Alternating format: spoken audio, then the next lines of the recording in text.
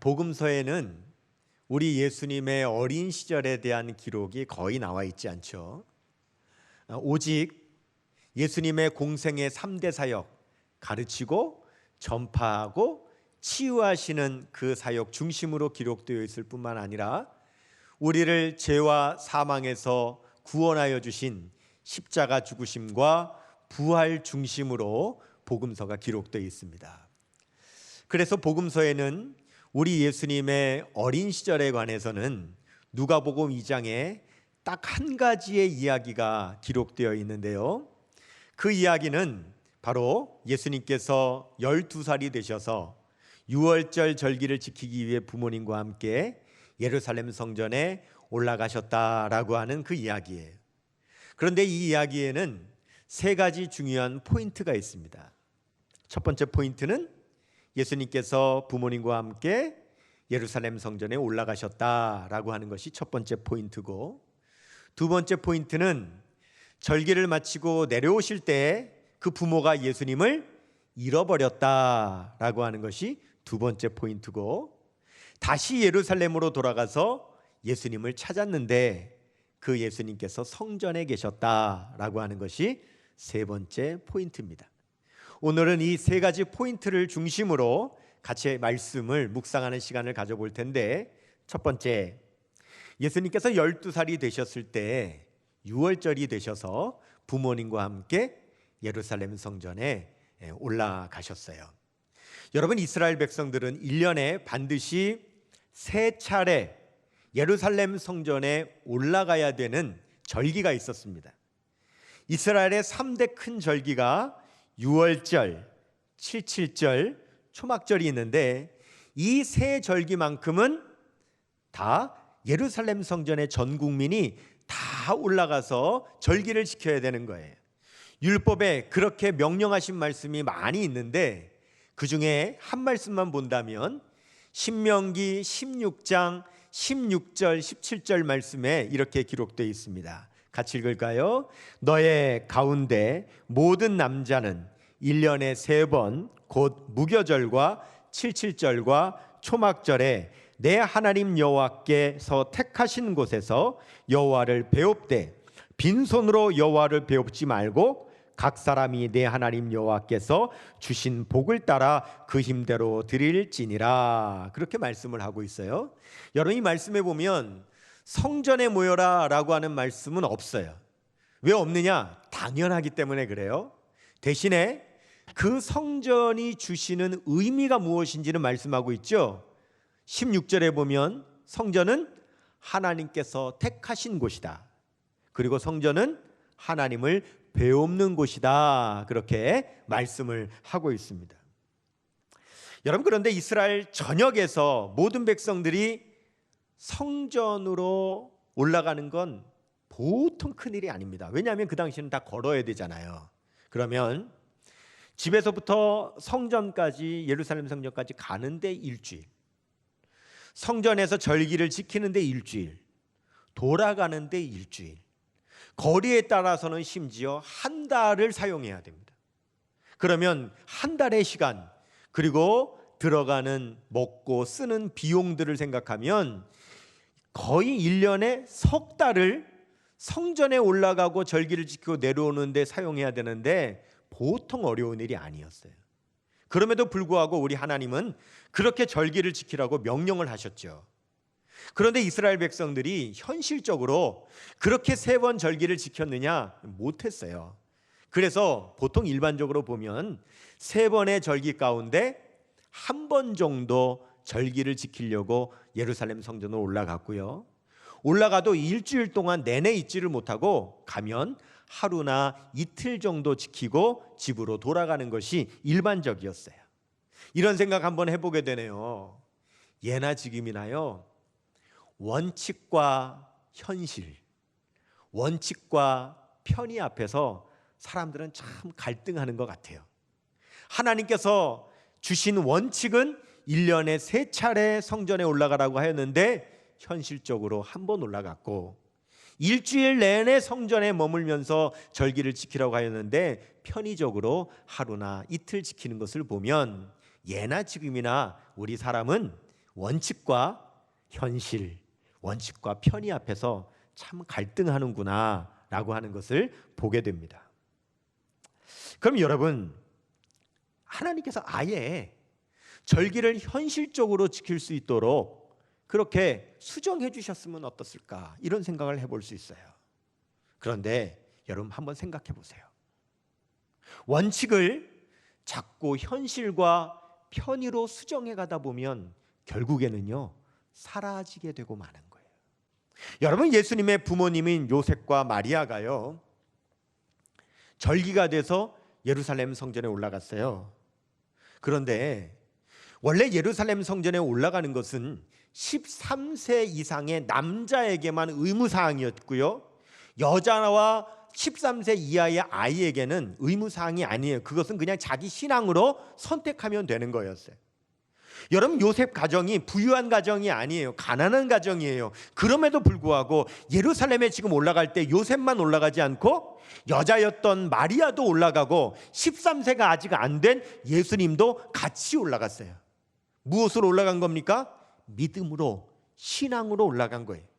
많은 비용이 들어요. 많은 시간이 들어요. 그래도 올라갔어요. 올라갔을 뿐만 아니라 43절의 말씀을 보면은요, 그 날들을 다 지키고라고 기록되어 있거든요. 이것은 하루나 이틀만 지키고 간 것이 아니라 일주일 내내 절기를 지켜야 될 모든 시간을 다 지키고 그리고 돌아갔다는 말이에요. 여러분, 요셉의 가정은 가난한 가정이었어요. 그들에게도 현실이 있었고요, 그들도 편의적인 것을 알았어요. 그럼에도 불구하고 그렇게 하지 않고 그들은 하나님의 말씀에 원칙을 지키는 가정이었어요. 이제 두 번째 포인트인 돌아가다가 우리 예수님을 잃어버린 그 내용을 우리 한번 같이 묵상해 볼게요. 여러분, 우리나라도 명절이 되면 수많은 사람들이 이동을 하니까 복잡해요. 여러분, 그 당시에 이스라엘도요, 절기를 지키느라고 모든 백성들이 다 예루살렘 성전으로 모여드니까 너무너무 복잡했어요. 그래서 돌아갈 때는 한꺼번에 돌아가는 것이 아니라 먼저 걸음이 느린 여자와 아이들을 먼저 보내요. 이 여인들도 걸음이 좀 느릴 수 있지만 아이들을 데려가야 되니까 더 느리잖아요. 그래서 여자와 아이들을 먼저 보내고 나중에 남자들이 빠른 걸음으로 따라가요. 그래서 시차를 두고 출발해서 저녁이 되면 모이는 집합 장소가 있어요. 그래서 거기 같이 모여서 밤을 지내고 다음날 또 가고 그렇게 하는 거예요. 아마 마리아는 예수님이 12살이니까 예수님을 남자라고 생각했던 것 같아요. 그리고 요셉은 아직 12살이니까 아이라고 생각했던 것 같아요.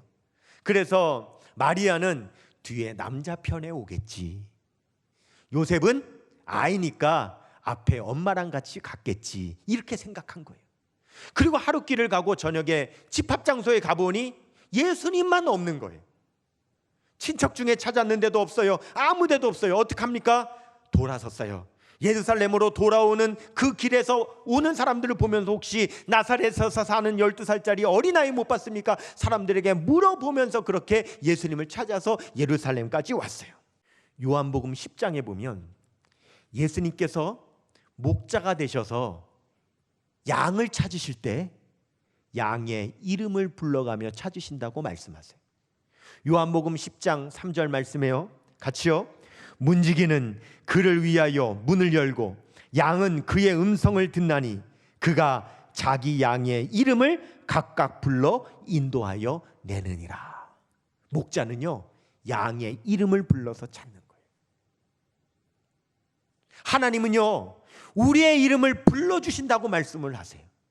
이사야 49장 1절 말씀입니다. 같이 봉독합니다. 섬들아 내게 들으라, 먼 곳의 백성들아 귀를 기울이라. 여호와께서 태에서부터 나를 부르셨고 내 어머니의 복중에서부터 내 이름을 기억하셨으며. 우리가 찬송가를 부를 때에 나의 등 뒤에서라고 하는 찬송을 부를 때가 있어요. 나의 등 뒤에서 나를 도우시는 주, 평안히 길을 갈 땐 보이지 않아도 지치고 곤하여 넘어질 때면 다가와 손 내미시네. 그리고 후렴을 이렇게 부르죠. 일어나 걸어라 내가 새 힘을 주리니. 일어나 너 걸어라 내 너를 도우리. 그런데 이렇게 끝내지 않고 앞에서 찬양 인도하는 사람이 여러분의 이름을 넣어서 가슴에 손을 얹고 불러보세요 그러죠. 그러면 우리가 어떻게 합니까? 영기야 일어나라 주가 새 힘을 주리니. 일어나 너 걸어라 주 너를 도우리. 영기야 일어나라. 내 이름이 들리는 순간 눈물이 왈칵 쏟아지는 거예요.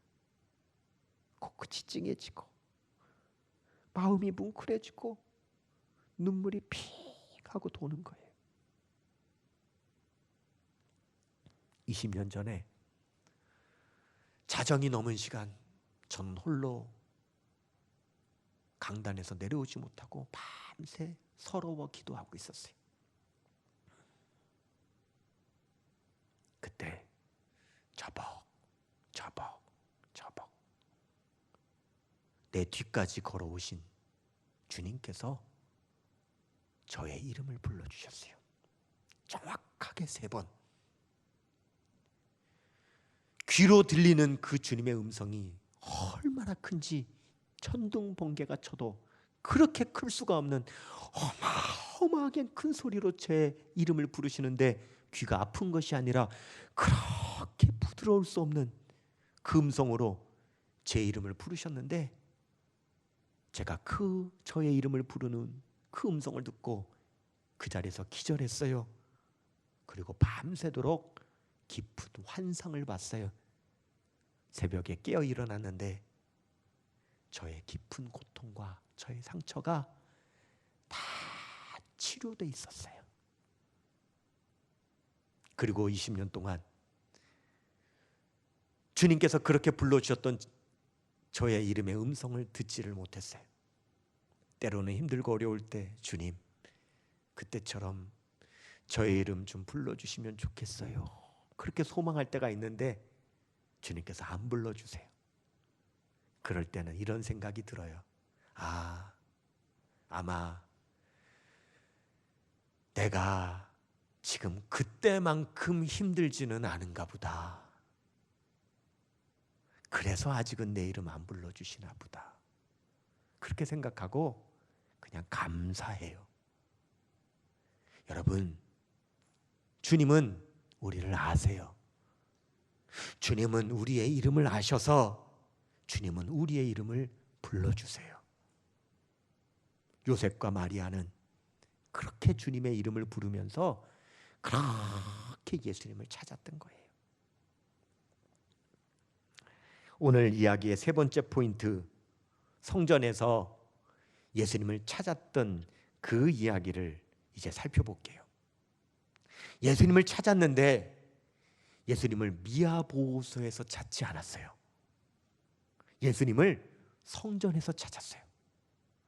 그것도 우리 예수님이 부모를 잃고 두려워 울고 계시는 모습으로 찾은 것이 아니라 성전에서 랍비들이 토론하는 성전 그 광장에서 쟁쟁한 랍비들과 하나님의 말씀으로 당당하게 토론을 하고 계시는 그런 예수님의 모습을 발견하게 됐어요.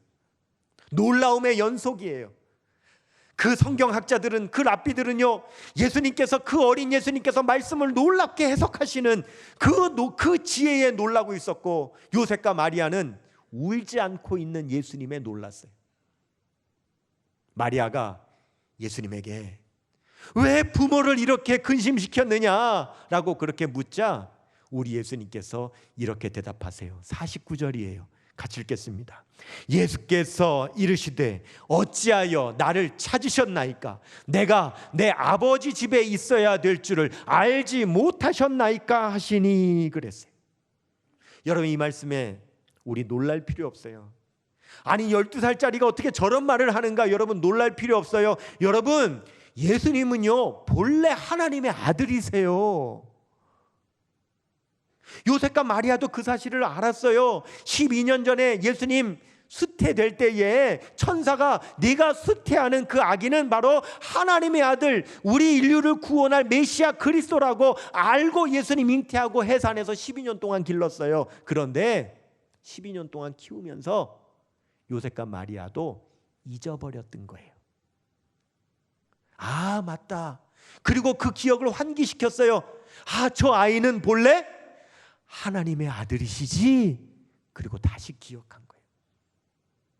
여러분, 오늘 말씀은요 요셉과 마리아가 아이 예수님을 잃어버린 것도 말씀하지만 그 예수님이 본래 하나님의 아들이신 것을 잊어버린 것도 말씀하고 있는 거예요.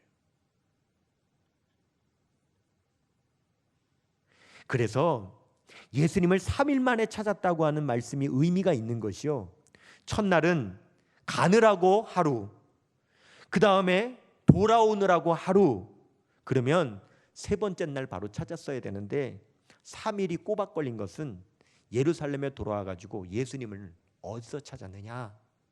아이가 있을 만한 곳을 뒤지느라고 하루를 쓴 거예요. 예수님이 성전에 계신 것을 알았다면 성전으로 갔을 텐데 그 생각을 못한 거예요. 요셉과 마리아는 예수님을 아이라고만 생각했지 예수님께서 하나님의 아들이시란 사실을 잊어버렸던 거예요. 그래서 예수님께서 이렇게 말씀하시죠. 내가 내 아버지 집에 있어야 할 줄을 알지 못하셨나이까? 여러분, 우리 예수님은요 내가 내 아버지의 집에 있어야 될 줄을 알지 못하셨나이까? 예수님은 하나님이 아버지신 것을 잊어버리지 않으셨고요, 아버지의 집에 있어야 된다는 것도 잃어버리지 않으셨어요. 뿐만 아니라 이 말씀은 문법으로 보면 영어로 I must be에 해당됩니다. 이 말은요 나는 내 아버지 집에 있어야만 합니다 라고 말씀하신 뜻이에요. 우리는 지금 부득이하게 예배당에 모이지 못하는 겁니다. 여러분, 이 코로나가 끝났을 때에 지금의 우리의 모습이 일상이 되어서는 절대 안 됩니다.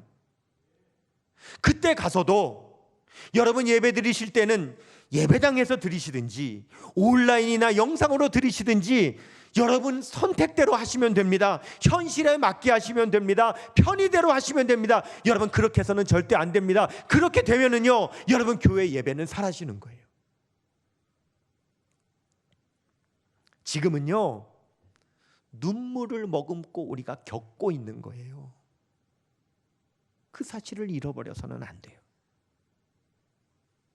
우리 교회가 포스트 코로나의 비전을 가지고 두 번째 말씀을 기록하라 시편 성경 쓰기를 하고 있는데, 저도 시간을 내 가지고 틈틈이 시편을 쓰고 있는데요, 제가 시편 1편부터 150편까지 전체를 3년 동안 수요예배 설교 시간에 한 편 한 편씩 전체를 다 설교했었어요. 그러니 여러분, 제가 시편을 얼마나 많이 읽었겠어요? 시편을 얼마나 많이 연구를 했겠어요? 그런데 요즘 시편을 쓰면서 제가 깜짝깜짝 놀라요.